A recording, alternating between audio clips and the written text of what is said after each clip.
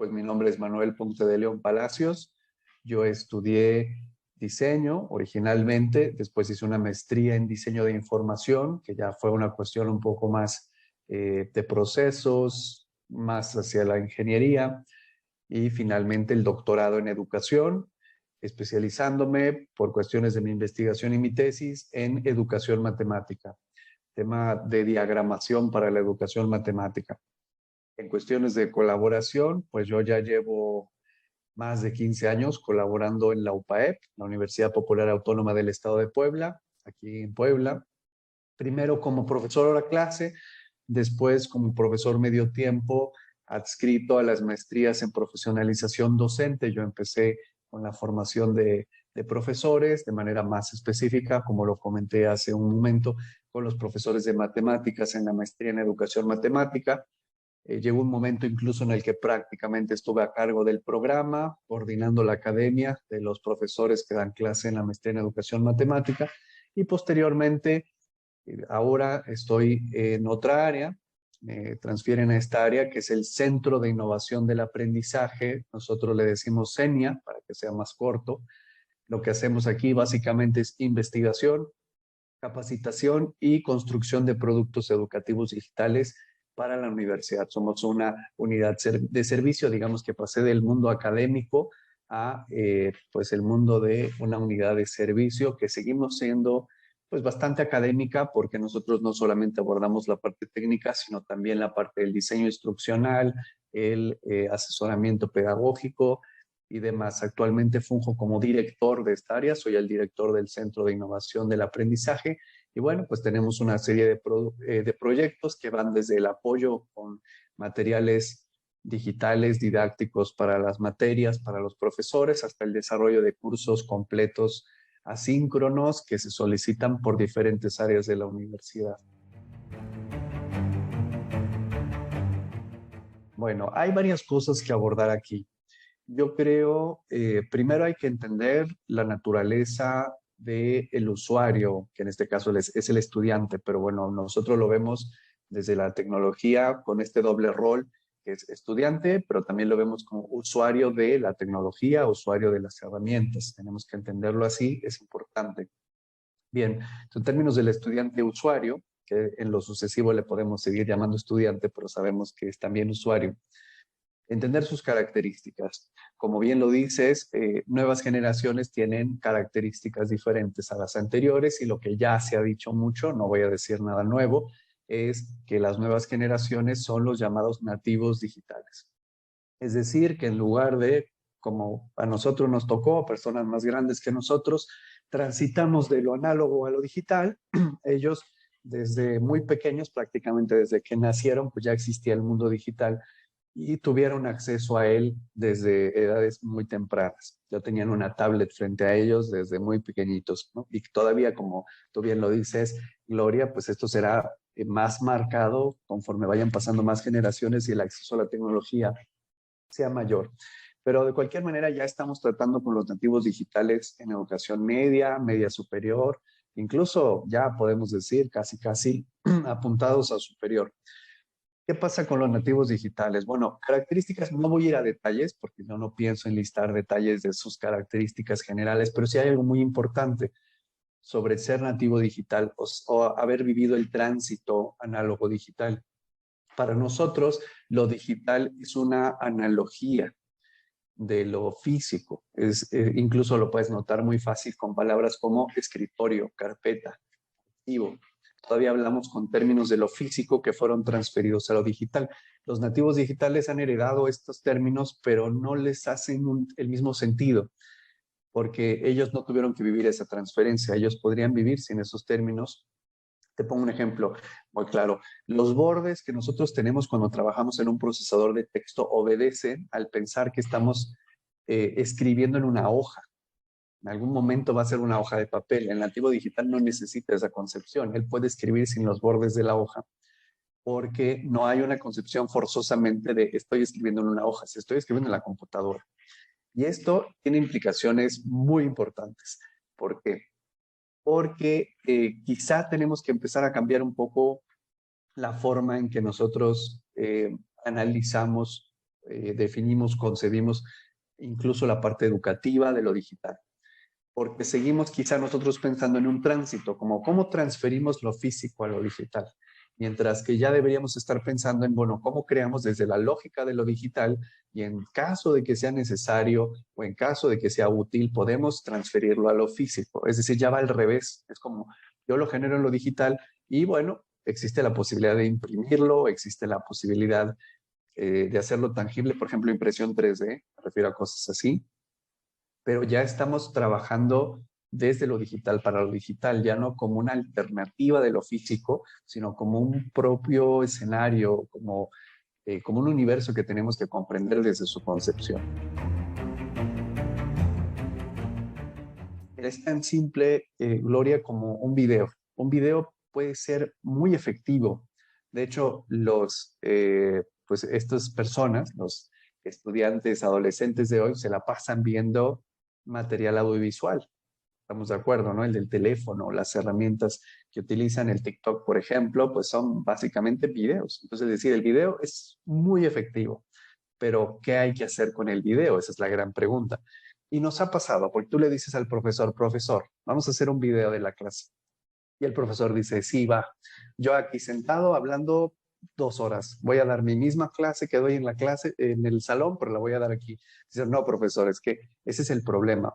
No es el video, sino es cómo construir un video que sea efectivo, pues tiene que tener las características de los videos a los que están acostumbrados estos chicos. Videos cortos, muy precisos, puntuales en temas. Es mejor tener varios videos muy pequeñitos para ir abordando los temas que tener un video muy largo, porque ahí no vas a tener su atención. Entonces, a lo que voy es, sí, sí es muy útil usar las herramientas, pero es importante saber cómo utilizarlas. ¿Qué características deben tener los productos que generamos con estas herramientas? Las herramientas van a ayudar bastante. ¿Por qué? Porque ellos ya están en el medio digital y como todo en la vida, si tú quieres, pues tener contacto con la gente, tienes que estar donde está la gente. Si la gente está en el medio digital, pues inevitablemente tienes que estar en el medio digital. Yo creo que sí hay que ocuparlas, pero también hay que saber ocuparlas. Hay que capacitarse para saber ocuparlas, la granularidad de los medios, por ejemplo, en video, de hacerlo todo como pequeñito, corto, preciso. La parte de entretenimiento yo tengo mis dudas, o sea, sí debe ser entretenido, pero tampoco debemos convertir la educación en un circo, porque ese no es el sentido. Pero sí debe ser entretenido en el sentido de presentar al estudiante un desafío y una oportunidad también para ir desarrollando su autonomía. Sé que esto es difícil por todos los temas que tú mencionabas, Gloria, sus características, pero por ejemplo, otra cosa que tienen las herramientas es que permiten que uno avance a su propio ritmo, en su propio tiempo. Yo puedo tener mi clase y sí, la clase a lo mejor tiene un tiempo y un espacio, pero la ventaja de la tecnología es que no depende del espacio y el tiempo. Eso permite que el estudiante pueda establecer su propio ritmo, pueda regresar, adelantar, tomar decisiones y construir su conocimiento un poquito más a la medida. Ahora tiene que ser guiado porque si no, de nuevo, no ocurre. Pero yo creo que sí, sí hay mucha oportunidad en las herramientas y más que en la herramienta como tal, porque de nuevo, yo insisto mucho con esto, yo soy más de ir hacia lo profundo. Es decir, esta herramienta Genial, ¿qué me va a hacer? No, eso no es lo importante. Lo importante es qué vas a hacer con ella, de nuevo, ¿no? ¿Qué me permite hacer con el estudiante? ¿Cómo me permite comunicarme con él? ¿Cómo permite establecer una dimensión de autonomía? ¿Cómo permite establecer un desafío lo suficientemente interesante para el estudiante como para que puedas vencer la procrastinación, por ejemplo? Entonces yo creo que es más importante planear el cómo usar la herramienta que escoger la herramienta. Sin decir que escoger la herramienta no es importante, porque tienes que buscar una herramienta que tenga las características adecuadas para lo que vas a hacer y que además sea accesible.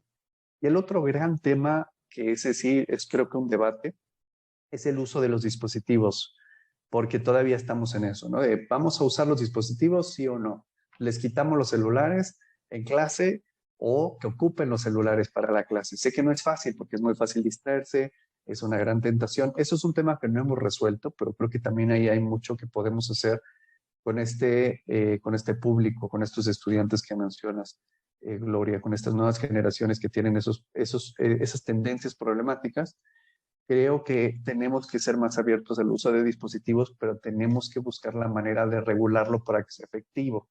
Porque es más fácil para el profesor, les quito los celulares y se acabó. A decirles, vamos a usar el celular de una manera tan interesante que no van a tener ganas de hacer otra cosa, ¿no? Sé que eso es un gran desafío, pero realidad aumentada es el tipo de cosas que lo puede hacer. Sí se sabe ocupar adecuadamente. Entonces, sí, pero depende cómo se ocupen y hay muchos desafíos que todavía tenemos que resolver ahí.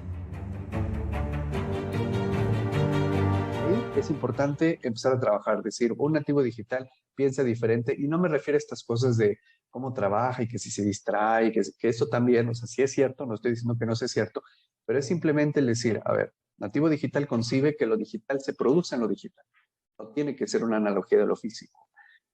Y lo digital tiene sus propias características que tenemos que explorar y que tenemos que explotar al máximo. Bien, ¿qué podemos hacer?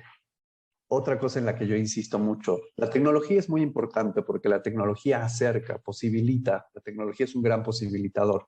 Nos permite hacer cosas que no podíamos hacer antes, nos permite visualizar cosas que antes era muy difícil visualizar. Por eso, claro que es atractiva las herramientas digitales y la tecnología, pues tenemos que aprovecharlas. Pero se corre el riesgo, y que yo creo que ha pasado muchas veces, tú lo debes haber vivido, Gloria, también, pensar que la tecnología es la solución. La tecnología no es la solución, la tecnología es un medio para la solución. La tecnología sola no va a resolver el problema. Creo que ese es uno de los mayores problemas que tenemos para trabajar con las nuevas generaciones. Pensar que si usamos la tecnología ya el problema está resuelto. No, la tecnología es la herramienta. ¿Qué es lo que resuelve el problema? La forma en que se aplica, la planeación pedagógica, didáctica, la intención que se tiene y la forma en que se maneja. Porque ese es el error, ¿no? Pensamos de que, claro, hago un Kahoot y ya está, va a ser la magia. No, es que depende cómo lo apliques, cómo lo utilices, en qué momento, con qué nivel de pertinencia, cuál es tu estrategia global para insertarlo. ¿Estás hablando únicamente de una herramienta o estás hablando de una estrategia de evaluación a través de algo que sea lúdico, por ejemplo? Entonces yo creo que no hay que dejarnos llevar porque la herramienta resuelve el problema, sino que tiene que haber una estrategia clara y la herramienta se vuelve ese brazo que te permite alcanzar tu objetivo, digamos que aumente el alcance que tiene el docente, pero no lo sustituye. Las estrategias docentes al final no han evolucionado tanto como ha evolucionado la tecnología y lo importante es cómo aumentamos el alcance con ellas. Otra cosa, dispositivos, herramientas, bueno, si quieres, si tienes otra pregunta sobre eso, lo dejamos más adelante, pero pues el aprovechar los dispositivos y las herramientas, insisto, tiene que ver con la tecnología, con las herramientas adecuadas, con las eh, aplicaciones adecuadas, pero siempre, siempre con una planeación didáctica, pedagógica. De otra manera, la tecnología pues no va a resolver realmente el problema. Nosotros lo vivimos como un área que investiga nuevas herramientas. Están saliendo nuevas todos los días, casi. Encuentras una que hace algo maravilloso y al otro día hay otra que hace algo más maravilloso en la misma línea. Pues bueno, podemos hablar de algunas específicas, pero más allá de ello quisiera introducir a la respuesta con que es más importante la clasificación de la herramienta que la herramienta. No sé si me explico. Es más importante que quien la va a ocupar, ya sea un director de un centro de innovación, un profesor, un asesor, o quien sea que la vaya a ocupar, tenga mejor clara la categorización o la clasificación. Por ejemplo, en lugar de pensar en un formative o un Kahoot, es decir, herramientas para evaluación, herramientas para ludificación, herramientas para construir, herramientas para colaboración. Incluso puede haber herramientas que cubran varias de estas categorías porque permitan colaboración, co-construcción, evaluación, etcétera. No hay herramientas muy complejas, también muy costosas. Eso creo que es otro punto al que tenemos que llegar. Hay herramientas que son gratuitas en su uso y en su aplicación.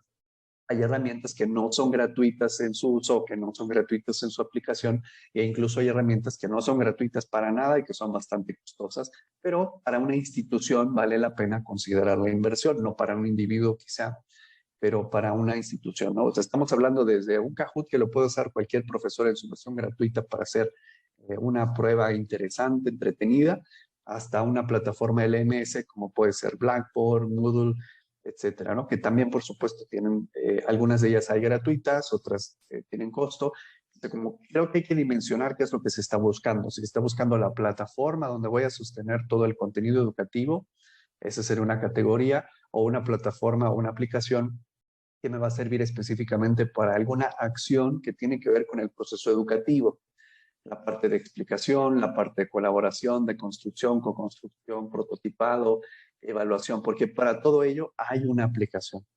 Pues más que, te digo, yo te puedo recomendar aplicaciones, pero yo me iría más a las categorías, tenerlas bien claras, porque desde que el profesor o quien sea que lo esté aplicando tiene clara una categoría y puede establecer a lo mejor una lista de aplicaciones conforme a las categorías, quiere decir que tiene clara la intención de esa herramienta y no la usa porque esté de moda, porque luego pasa como Genially o Canva, que ahora están muy de moda para hacer presentaciones, como en su momento fue Prezi, que estuvo muy de moda, y en su momento cuando salió PowerPoint, bueno, pues era también la maravilla. ¿No?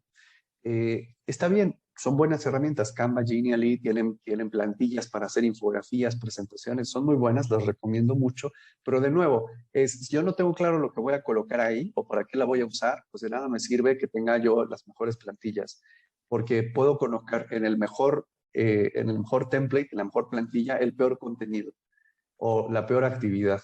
Entonces la herramienta no me va a resolver ese problema. Ahora, hay otras herramientas que no es tanto el contenido que inserta el profesor. Yo recomiendo mucho, yo trabajo mucho matemáticas, como lo había dicho, en mi especialidad.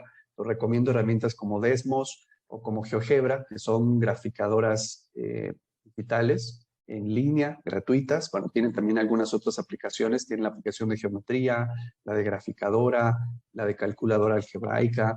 Tiene también realidad aumentada, que de hecho es recomendable utilizar realidad aumentada, pero no solo por utilizarla, sino porque el profesor tiene claro el por qué. Caso de matemáticas lo digo porque es mi especialidad y tal vez eso pueda ayudar a transferirlo, Gloria, a otros ámbitos. Por ejemplo, ¿qué nos ofrece Desmos o GeoGebra? ¿Por qué son tan buenas o tan recomendadas?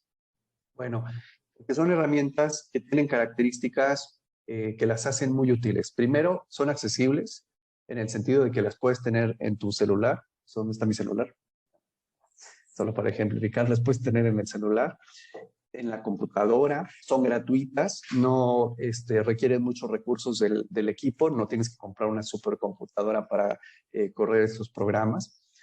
Y una vez que tú conoces la parte disciplinar, puedes empezarlas a utilizar muy bien. O sea, el ejemplo es Excel. Excel puede ser una herramienta muy poderosa, pero si no sabes nada de estadística, pues no le vas a sacar casi provecho. GeoGebra es lo mismo. Si sabes algo de matemáticas, puedes sacarle mucho provecho. Pero de nuevo, ¿cuál es la gran ventaja? La ventaja tecnológica de GeoGebra es que nos permite visualizar cosas que antes era muy difícil o incluso prácticamente imposible. Y eso, en términos de aprendizaje, es muy valioso. Entonces, una herramienta que permite visualizar, esa sería la gran categoría, que permite visualizar objetos matemáticos, esa sería una subcategoría, me permite trabajar con ellos y aprenderlos de manera más significativa. Entonces ya surge ahí, ahora sí, GeoGebra o Desmos. Ahí es al gusto. Hay quien le gusta más Desmos, quien le gusta más GeoGebra. Hay otras herramientas más avanzadas, como MATLAB o como Wolfram Alpha, pero en términos así como de graficación, de lo que más se utiliza son esas dos. Y a lo que voy, ¿solo me vas a recomendar dos? No, insisto, son por especialidad, pero lo que recomiendo es ese caminito, o sea, tener claro que lo que le da a la matemática esa posibilidad de ser aprendida de manera más significativa, una de muchas cosas, no estoy diciendo que sea la única, es la posibilidad de visualizar los objetos matemáticos, que son muy abstractos. Entonces el profesor dice, a ver, necesito una herramienta de visualización matemática y que me permite trabajar con ecuaciones y con graficación, ida y vuelta, porque eso le va a ayudar mucho al estudiante, pues resulta que alguien ya lo hizo, se llama GeoGebra. Ese caminito es el que yo recomiendo recorrer, más que darte una lista, Gloria, que podría hacerlo si gustas, pero más que darte una lista, mi recomendación sería, si el profesor tiene claro el contenido, si tiene claro cómo es la mejor manera de enseñar ese contenido, desarrollar una estrategia a partir de ahí, solito se va a ir decantando desde las categorías más grandes hasta las más pequeñas, cuál es la mejor herramienta. Ahora, yo sé que los profesores podrían decir, bueno, ajá, pero yo no conozco GeoGebra Desmos, necesito a alguien que me guíe. Y yo creo que por eso es muy importante que existan áreas como la nuestra. Más allá de que yo, una persona, te dé una lista, es que haya alguien cercano al profesor en la institución al que él pueda acudir y que pueda recomendarle estas cosas. Ahora, si no es una persona, bueno, también la tecnología lo puede resolver muy bien. En un sitio, en un repositorio, en un documento PDF, en un video, se le pueden dar recomendaciones al profesor que tendrían, por supuesto, que estar siendo actualizadas frecuentemente porque las herramientas tecnológicas, como todo lo tecnológico, pueden llegar a ser obsoletas muy rápido. Algunas van avanzando y se han mantenido a lo largo del tiempo, otras pues van quedándose atrás y son sustituidas por alguna versión más nueva. Por ejemplo, también recomiendo que se metan al tema de inteligencia artificial, que no es tan macabro como parece, ¿no? Que va a pensar la máquina y va a intentar atacarme o algo. No, es simplemente que ya existen algoritmos muy avanzados que permiten que las aplicaciones que trabajan con los estudiantes puedan ser bastante flexibles. Ahora, si ya lo vimos con Netflix y con Amazon, pues lo podemos aplicar a la educación y de hecho se ha hecho. Conforme el perfil del estudiante y conforme el estudiante va avanzando en sus evaluaciones y en los ejercicios que va realizando, la inteligencia artificial, entre comillas, va pues ayudándole con recomendaciones, estableciéndole dónde debería reforzar porque ha salido un poco más bajo, dándole incluso directamente materiales donde puede revisar contenidos relacionados a aquello en lo que quizá está todavía un poco más débil en términos de su rendimiento. Ya existen herramientas que hacen eso, varias herramientas que hacen eso, como Cerigo, como Evaluados, de alguna forma lo hace, Chegg, hasta cierto punto también, son herramientas de apoyo al estudio. Esas, por ejemplo, son directamente para el estudiante. Claro, pueden ser provistas por el profesor, pero esas trabajan con el estudiante. Entonces, de nuevo, no es decirte una herramienta específica, sino aquellas herramientas que ahora están surgiendo, vale la pena buscarlas, que a través de sistemas de inteligencia artificial establecen un apoyo personalizado al estudiante, que sobre todo es muy recomendable cuando tenemos grupos muy grandes. Si tienes un grupo pequeño, el profesor lo hace, no hay duda, y debe hacerlo. Pero estamos trabajando, porque ahora sabemos que así funciona la educación a distancia, como el modelo del MOOC, por ejemplo, pues con grupos muy grandes de cientos de estudiantes, pues es imposible para un profesor dar un seguimiento personalizado a cada uno. Para eso estas herramientas, que yo creo que todavía falta mucho por avanzar, pero ya hay bastante terreno recorrido, van a ser muy útiles para el tema de automatización de asesoría.